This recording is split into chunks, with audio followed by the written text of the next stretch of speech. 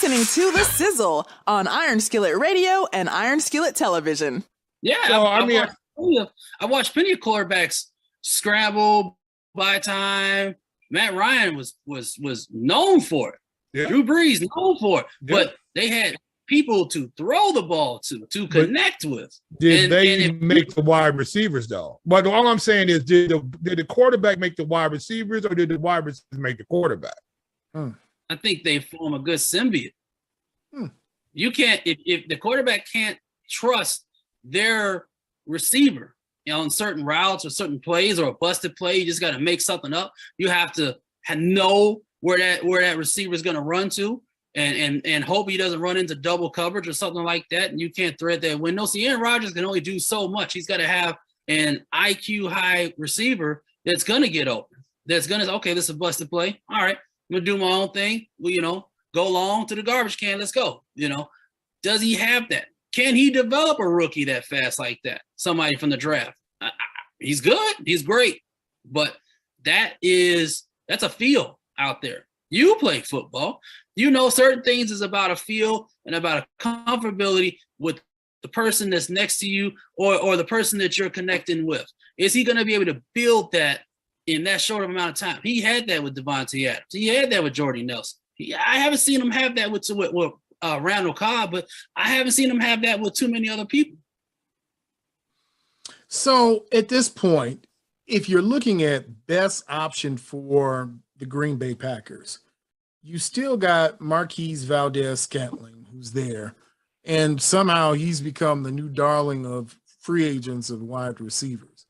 But really, to Jay's point, shouldn't he be able to, and they'll have 2 first-round picks also, shouldn't he be able to find a receiver that he can mold in the Aaron Rodgers way and groom him to be the person he wants to give the ball to? I don't know if that came out right. But throw the ball to. Yeah, I know what you're trying to say. Oh, yeah, catch the ball. Put it in his, yeah. Well, that's what they're going to have to do, but where do those first rounds come from? I mean, I don't think any of those are in the top 10. They're towards the back, right? Right. Back in. I want to say they're in the 20s, I believe. I mean, there's some talent in the wide receiver position, so I've heard. I haven't fully scouted yet like that, but I've heard there's talent. But will talent go that far back? I don't know. First round talent, I don't know. Jay, what do you think? Can you find a franchise quarterback at the back end of the first round? A franchise quarterback? I mean, wide receiver. Yeah, oh, absolutely. Absolutely. They're out there. I mean, actually, you have a better chance finding a franchise wide receiver down there, because if they're getting picked that late, they're probably going to a better team. Mm-hmm. And going to a better team that's a better established system already set up, and you can lock somebody in. The problem is when you get these guys high on the list, up in the top 10s, usually they're going to a bad team with a bad offensive coordinator or a new offensive coordinator, situation like that. And then now you're asking them to come in with a quarterback who can't get them the football behind a bad offensive line. So if you're getting picked in the top 10, you're probably going to a bad spot. And so that's why you see a lot of these guys come into the league and struggle on their first year or two when they're coming straight out of college, because it's difficult unless you fall into one of these teams like Tampa Bay or other teams like that. You fall in there and you get opportunity to play with some people who can get you open. But the issue is going to be now, like Chase is a prime example. There's a young kid who came in on a good ball club and made a difference. He went to a Detroit or something like that, went to a bad ball club, we might not have heard much of it. That's what the issue is with these guys. So I think sometimes a blessing is that when these guys are getting picked late in the first round, late seconds, they don't get the money like they're supposed to get, but they also get into a better situation that they might be able to thrive in the NFL because they're just playing in a better system. It's funny that you said that, because you've got a lot of teams this year with multiple first-round picks.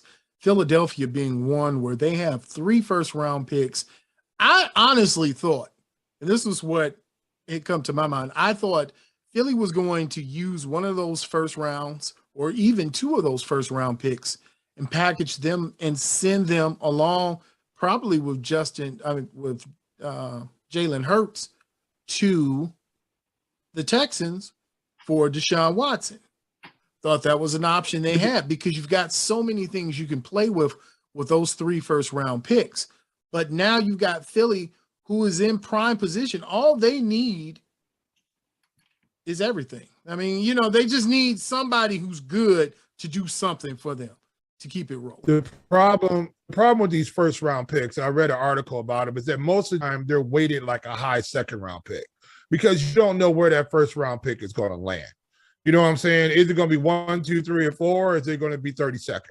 You know what I'm saying? That makes a huge difference. And so they don't weight it like you're getting the 4th or 5th pick in the draft. They weight it like you're getting the 32nd pick in the draft. And that's why sometimes those first-round draft picks don't bring back as much as you think they should. Right? So sometimes those 2 number ones don't really matter. You know, it all depends what you're going to be able to get back for those 2 number ones. And a lot of times you get a lot less back than what your fan base and what your team thinks they're going to get. So like then too, you know, teams these rookie salaries. If they can get a guy to come out and be a star on a rookie salary, that means they can spend some money on some good free agents and they can make a run somewhere. That's why you see these teams spend big money like the Bears did with the Khalil Mack when you had Mitchell Trubisky in on his rookie deal because they did not have to spend money on him. That's why I'm saying to you right now, the Bears have to make, hey, Justin Fields has to prove himself with this year, I believe, because I don't know if he does not, even when he goes into year 3 and now we're negotiating for his long-term deal, if he's not playing at really good status, I don't know if the Bears pay that big money to keep him because they do that, whereas we see teams get handicapped by these big contracts to their quarterbacks, a la the Green Bay Packers, who lost, obviously, the top 5 wide receiver in the league in Devontae Adams because Aaron Rodgers wouldn't take less money and throw something off to his star wide receiver. Well, with the Packers having the 22nd and the 28th pick, you should be able to find something substantial there, but you probably have a lot of leeway to make moves. And to your point, Jay, I think if you don't have a good Justin Fields by year 3, there is no need for an extension. Then you're really in rebuild mode, and you've got to shift and move priorities because you're thinking in 3 years, Justin Fields should be able to take the Bears and super jump or supersede or move a step ahead of the Green Bay Packers. You would think Aaron Rodgers can't play like this forever, can he? Well, I'm going to say Aaron Rodgers can play like Aaron Rodgers. The question is, does he have the people around him now to make that much of a difference? Now, I think they're going to be able to score points up there. I don't know if the defense is going to be as good. I think the issue with right now is Detroit going to be better or worse than what we're used to seeing them? And can the Bears climb out the NFC North-South cellar? Because I don't know. I think what you just said earlier, there's a rebuild year and a rebuild year next year.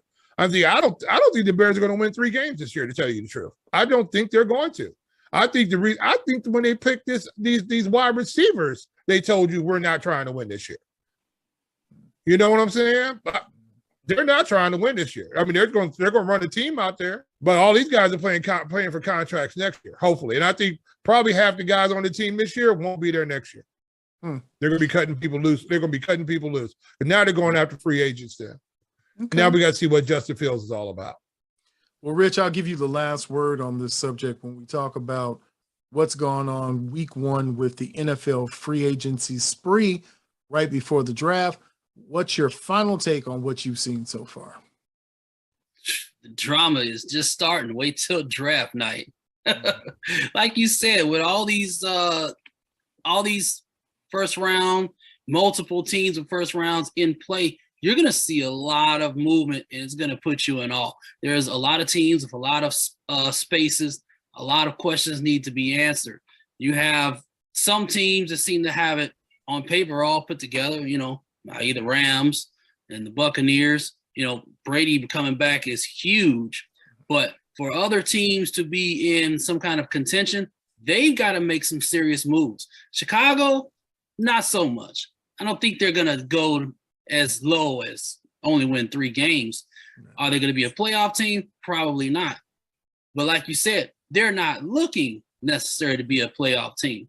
So good for them. But everybody else in the NFL wants to be in that playoff spot. So you're going to see some very interesting and possibly even desperate moves come the next couple of weeks when we start actually talking about who's getting drafted and where and at what point and all that. Well, you know what? We'll leave it right there for now. When we come back, we're going to talk about the NBA. We're going to talk about college basketball. We're going to talk about basketball, period. We're going to go full hardwood. We're going to take it to the court.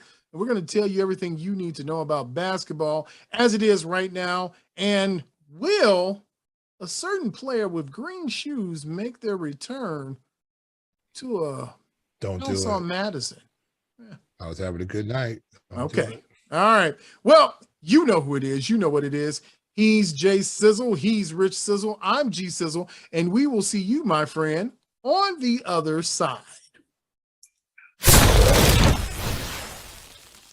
Make sure that you follow us on Twitter, Facebook, and Instagram at Iron Skillet Sports. And remember to like, share, and subscribe to Iron Skillet Sports on YouTube.